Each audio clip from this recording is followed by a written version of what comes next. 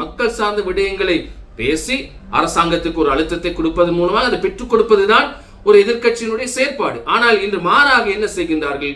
இன்று ஒட்டுமொத்த பெண் உறுப்பினர்களுக்கு எதிராக, பெண்களுக்கு எதிரான கருத்துக்களை, மிகவும் தரக்குறைவான விமர்சனங்களை செய்து கொண்டு இன்று எதிர்க்கட்சியினர் தன்னுடைய அரசியல் விடயங்களிலே, அரசியல் செயற்பாடுகளிலே முழுமையான நோக்கத்தை மறந்து செயல்பட்டுக் கொண்டிருக்க. உங்களுக்கு தெரியும், நாட்டினுடைய அரசியலை தீர்மானிப்பது மிகவும் இலங்கையில ஆண்களை விட பெண்கள் தான் முக்கியத்துவம் வைக்கின்றார்கள் என்பது தெரியும். நாட்டினுடைய சனத்தொகையிலே 51% மேற்பட்டவர்கள் பெண்கள் இருக்கின்றார்கள். இதை நாங்கள் வன்மையாக கண்டிக்கிறோம். இதற்கான தகுந்த பாடத்தை எதிர்காலத்திலே பெண்கள் உங்களுக்கு நிச்சயமாக புகட்டுவார்கள் என்பதையும்.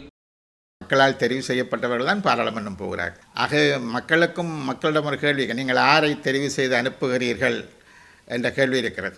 ஒரு மிக மிக மோசமான தேர்ட் கிளாஸ் லாங்குவேஜ் என்று சொல்லக்கூடிய வகையில், ஒரு யாரும் காது கொடுத்து கேட்க முடியாத வகையில் இப்பொழுது உங்களுக்கு யூடியூப்பில் பாராளுமன்ற உறுப்பினர்கள் என்பவர்கள் மிக கேவலமான வார்த்தைகளை போட்டெல்லாம் யூடியூப்பில் எல்லாம் கணக்க விஷயங்கள் வருகிறது. அது பார்லிமெண்ட்லேயே அதே பாணியை பாராளுமன்றத்தில் பின்பற்றப்படுமாக இருந்தால் சபாநாயகருக்கு அவருக்கு ஒரு உரித்திருக்குது இப்படிப்பட்டவர்களை தூக்கி வெளியில் எறிவதற்கு.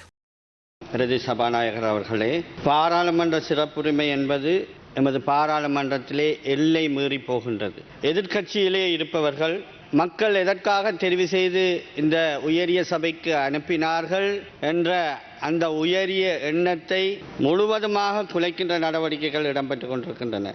தனிமனித தாக்குதல்களை மேற்கொண்டு மிகவும் கீழ்த்தரமான வகையிலே பாராளுமன்ற சிறப்புரிமையை பயன்படுத்தி கொண்டிருக்கின்றார்கள். எதிர்க்கட்சியினர் மக்களுடைய பிரச்சனைகளை பேசாமல் வேறு வேறு விடயங்களில் கவனம் செலுத்தி அரசாங்கத்தை செயலற்றதாக மாற்ற எத்தனிக்கின்றார்கள். மக்களுடைய வரிப்பணத்திலே பல மில்லியன்களை செலவழித்து அவர்களுடைய தேவைகளை நிறைவேற்றி கொண்டு பொழுதை போக்கிக் கொள்ளும் பாராளுமன்றமே என்று நினைத்து வந்து போகின்றார்கள் போல் தெரிகின்றது.